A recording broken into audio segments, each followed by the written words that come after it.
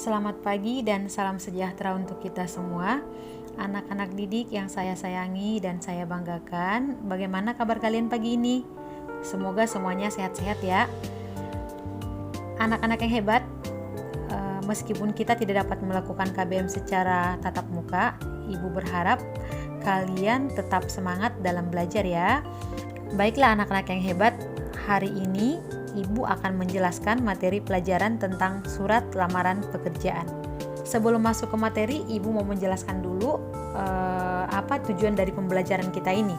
Adapun tujuan dari pembelajaran kita ini adalah agar peserta didik dapat mengidentifikasi isi dan sistematika surat lamaran pekerjaan yang dibaca, serta terampil menyajikan simpulan sistematika dan unsur-unsur isi surat lamaran pekerjaan baik secara lisan maupun tulis.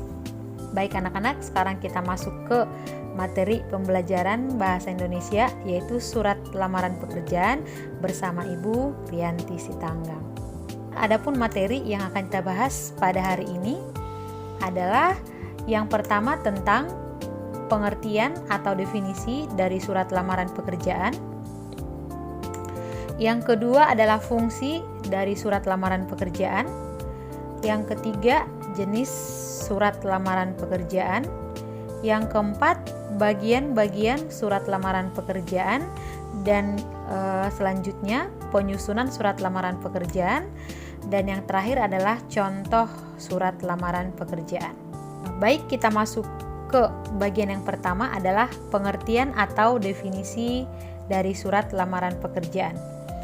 Surat lamaran pekerjaan ini adalah surat permohonan yang dibuat oleh pencari kerja atau sering disebut dengan pelamar pekerjaan untuk dikirimkan kepada satu badan usaha atau instansi guna mendapatkan pekerjaan atau jabatan.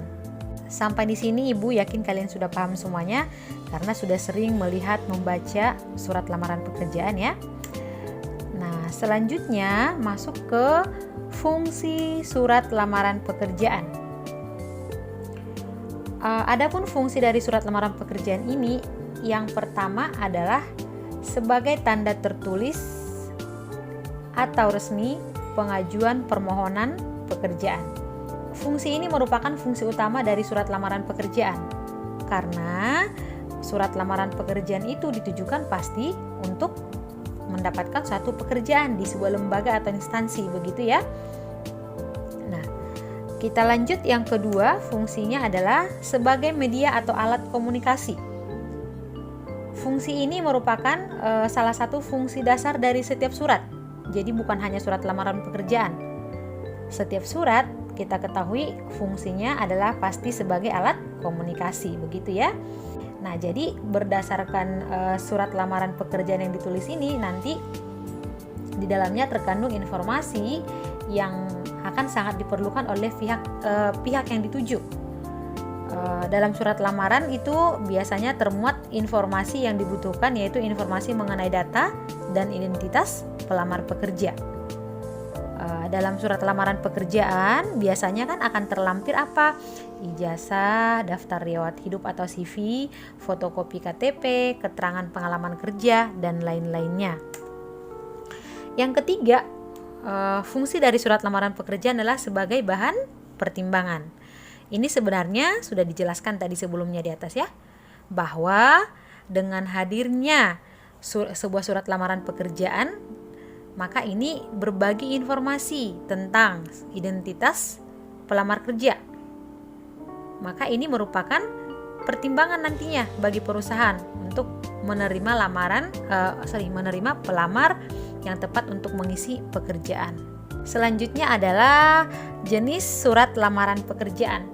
Nah, jenis surat lamaran pekerjaan ini kita lihat dari yang pertama menurut jenis pembuatannya. Yang kedua, berdasarkan sumber informasi lowongan pekerjaan. Nah, kita bahas dulu yang pertama, jenis surat lamaran pekerjaan menurut jenis pembuatannya. Yang pertama, surat lamaran pekerjaan yang digabungkan dengan riwayat hidup atau CV.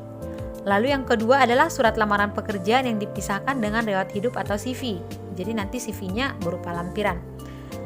Selanjutnya adalah berdasarkan sumber informasi lowongan pekerjaan.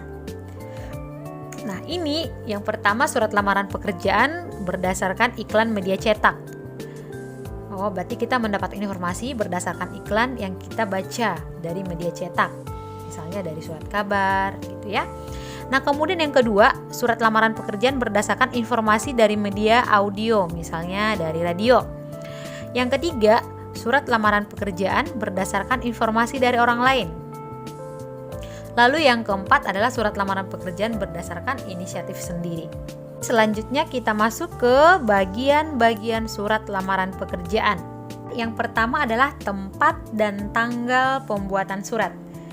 Ini ditempatkan di sudut kanan paling atas, pojok kanan paling atas. Biasanya kan tempatnya dulu nih kotaknya. Contohnya Bekasi, 1 Agustus 2020. Nah, ingat tempat dan tanggal pembuatan surat ini tidak perlu diakhiri tanda titik.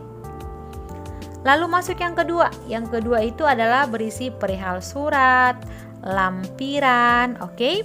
Nah, ini penulisannya adalah di bagian kiri kertas. Nah, perihal dan lampiran surat ini biasanya kan ada yang menyingkat nih, perlu diperhatikan di sini penulisannya ya. Ada yang menyingkat menjadi hal dan lam. Itu tidak disarankan ya, tidak dianjurkan. Tulis lengkap saja perihal dan lampiran. Nah, jadi perihalnya nanti boleh diisi dengan lamaran pekerjaan. Lampiran nanti tulis di situ satu berkas misalkan. Satunya ditulis dengan huruf, dengan kata-kata ya, jangan dengan angka.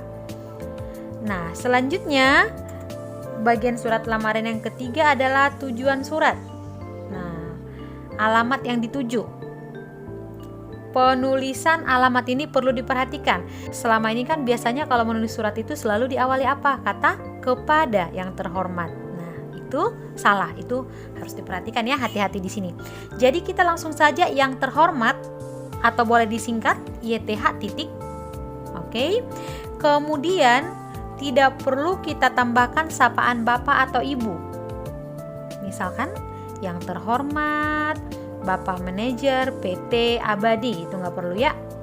Langsung aja yang terhormat Manajer PT Abadi. Lalu jalan, ini perlu diperhatikan nih, penulisan jalan tidak boleh kita singkat menjadi JL atau JLN. Jadi cukup aja langsung ditulis lengkap aja ya, ditulis lengkap jalan. Oke, nanti tulis jalannya apa? Jalan Merdeka, misalnya 12, artinya Jalan Merdeka nomor 12. Bandung, misalkan seperti itu. Nah, selanjutnya kita masuk ke salam pembuka. Salam pembuka ini dengan hormat, dengan hormat gitu ya. Nah, kemudian selanjutnya masuk ke pembuka surat. Pembuka surat itu misalkan berdasarkan informasi yang saya dapatkan dari, berdasarkan iklan yang saya baca pada harian Kompas. Oke, seperti itu ya contoh dari pembuka surat. Nah, selanjutnya masuk ke isi suratnya. Nah, di dalam isi surat ini ada apa saja? Yang pertama ada identitas dari pelamar kerja. Identitas ini berisi apa? Berisi keterangan berupa nama, tempat tanggal lahir, alamat, pendidikan terakhir, dan dapat ditambahkan lagi sesuai dengan kebutuhan. Misalnya nomor teleponnya. Oke. Selanjutnya kita masuk ke penutup surat. Penutup surat ini, di dalam penutup surat yang baik dalam surat lamaran pekerjaan, kita harus menunjukkan keantusiasan kita dalam melamar suatu pekerjaan pada instansi tersebut. Jadi contohnya itu, demikian surat lamaran pekerjaan yang saya buat. Besar harapan saya untuk bisa diterima menjadi bla bla bla. Itu dia ya, dilanjut seterusnya. Oke, selanjutnya ada salam penutup. Salam penutup itu ditulis di pojok bawah sebelah kanan. Hormat saya, lalu di situ ada tanda koma. Kemudian yang terakhir adalah nama dan tanda tangan pengirim. nama ditulis jelas lalu ditandatangani. Nah, itulah dia yang menjadi bagian-bagian dari surat lamaran pekerjaan. Nah, selanjutnya penyusunan surat lamaran pekerjaan itu bagaimana cara penyusunan surat lamaran pekerjaan yang baik dan benar itu ya. Yang pertama, kita harus menggunakan bahasa yang baik dan benar. Nah, di sini maksudnya kita harus menggunakan, ini kan surat lamaran pekerjaan adalah jenis dari surat dinas atau surat resmi. Maka bahasa yang digunakan juga harus bahasa yang resmi, yang baku. Oke. Nah, lalu yang kedua, menulis surat lamaran dengan kalimat singkat, padat, dan jelas. Jadi, surat lamaran itu tidak perlu kalimatnya bertele-tele. Gunakan kalimat yang singkat, padat, dan jelas. Selanjutnya, menulis secara manual menggunakan tangan. Nah, jadi maksudnya di sini tulisan tangan ya. Kenapa dianjurkan tulisan tangan?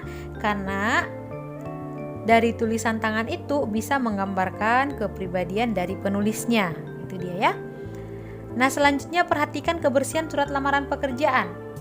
Nah, di sini maksudnya apa?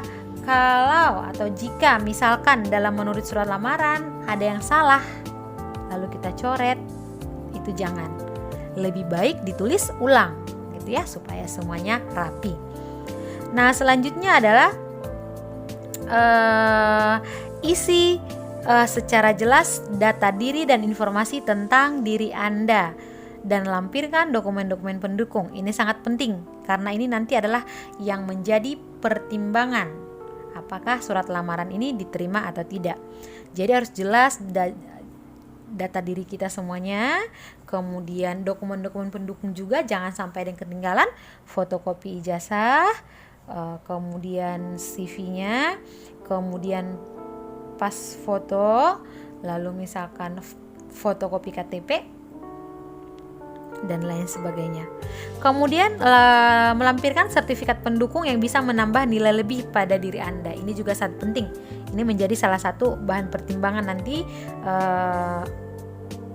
dari instansinya. Jadi kita lampirkan aja kalau ada sertifikat-sertifikat yang kita miliki. Nah, yang terakhir adalah contoh surat lamaran pekerjaan. Nah, ini kita tampilkan satu contoh surat lamaran pekerjaan. Boleh dilihat yang tadi sudah Ibu jelaskan. Nah, perhatikan nih. Yang pertama, itu adalah tempat dan tanggal pembuatan surat. Boleh diperhatikan semuanya ya. Jakarta, 4 November 2008. Nah, ini penulisan yang baku. Antara ini Ibu sekalian mau menjelaskan tentang pedoman umum ejaan bahasa Indonesianya ya. Jakarta, 4 November 2008. Oke. Antara tempat dan tanggal harus ada tanda koma, kemudian bulannya harus diawali dengan huruf kapital. Tidak perlu diakhiri tanda titik, itu harus diingat. Nah, lalu perhatikan di sini, yang terhormat pimpinan personalia. Nah, di sini yang terhormat, YTH titik, tidak perlu ada kata kepada. Oke. Kemudian tidak perlu di sini ada Bapak atau Ibu, langsung saja pimpinan personalia PT Jaya Sentosa di Jakarta. Ingat, penulisan PT juga tidak perlu disertai tanda titik karena itu adalah singkatan. Maka tidak perlu ada titiknya. Oke, kita lihat nih. Saya yang bertanda tangan di bawah ini. Nah, lihat ada nama, tempat tanggal lahir, jenis kelamin, agama, pendidikan, alamat, kemudian pusat nomor telepon.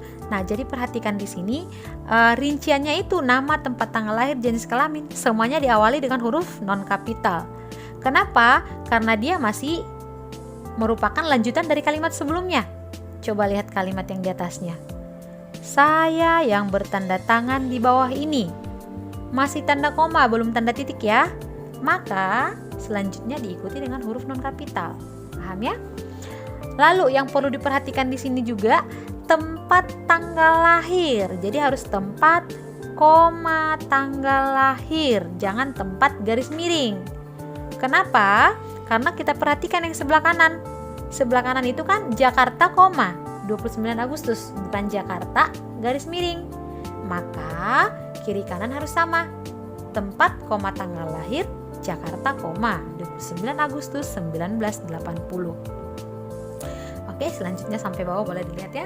Nah, kemudian dengan ini menyampaikan permohonan kepada Bapak Ibu agar kiranya dapat diangkat menjadi pegawai di perusahaan yang Bapak Ibu pimpin dengan jabatan sebagai staf keuangan. Sebagai bahan pertimbangan Bapak Ibu bersama ini saya lampirkan: 1. Fotokopi ijazah terakhir beserta transkripnya yang telah dilegalisasi masing-masing 1 lembar. Nah, perhatikan penulisannya ya anak-anak ya. Fotokopi tulisannya seperti itu, digabung. Kemudian pakai ya seperti itu yang benar. Fotokopi, nggak pakai COPY.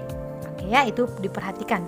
Kemudian legalisasi itu kata yang baku, bukan legalisir ya. Selama ini masih selalu menggunakan kata legalisir. Itu adalah bentuk kata yang tidak baku. Yang kedua, pas foto, perhatikan penulisannya juga seperti itu ya, digabung, disambung. Pas foto ukuran 3x4 cm sebanyak 4 lembar. Fotokopi kartu pencari kerja, oke, dan seterusnya.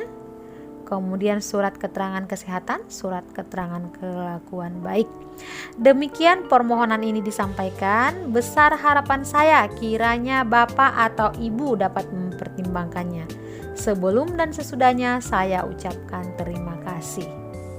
Hormat saya, Firdaus, ditandatangani.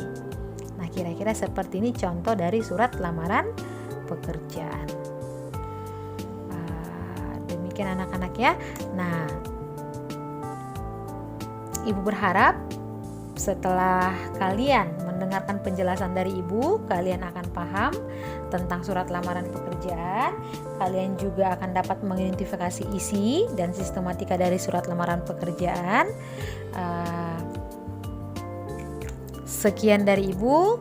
Selamat belajar, salam sehat, dan terima kasih.